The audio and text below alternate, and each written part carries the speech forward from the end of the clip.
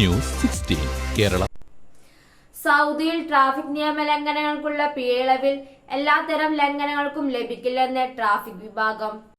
സൗദിയിൽ ട്രാഫിക് നിയമലംഘനങ്ങൾക്കുള്ള പിഴയിളവിൽ എല്ലാത്തരം ലംഘനങ്ങൾക്കും ലഭിക്കില്ലെന്ന് ട്രാഫിക് വിഭാഗം. ഓവർടേക്കിംഗ്, അമിതവേഗത പോലെയുള്ള നിയമലംഘനങ്ങൾക്ക് ഇളവ് ലഭിക്കില്ല. പിഴയുടെ 25% വരെയാണ് ഇളവ് ലഭിക്കുക.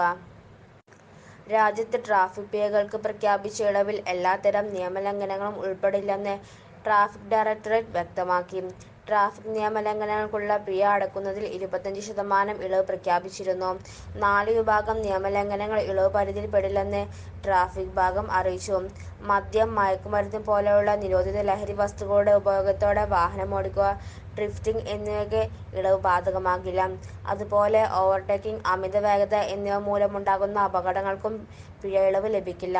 120 കിലോമീറ്റർ വേഗപരിധിയുള്ള റോഡുകളിൽ അധികമായി 50 കിലോമീറ്റർ കവിയുക, 140 കിലോമീറ്റർ വേഗപരിധിയുള്ള റോഡുകളിൽ 30 കിലോമീറ്റർ കൂടുതൽ കവിയുക തുടങ്ങിയ ഘട്ടങ്ങളിലാണ് വേഗപരിധി ഇളവിൽ നിന്നും ഒഴിവാക്കപ്പെടുക. ഏപ്രിൽ 18 മുതലാണ് ട്രാഫിക് പിഴകളിൽ 25% വരെ ഇളവ് പ്രാബല്യത്തിലായത്. News 16 news desk. പക്ഷമില്ല, വിവേചനമില്ല. നേരിനൊപ്പം, നാടിനൊപ്പം, നാട്ടുകാർക്കൊപ്പം. News 16 Kerala channel.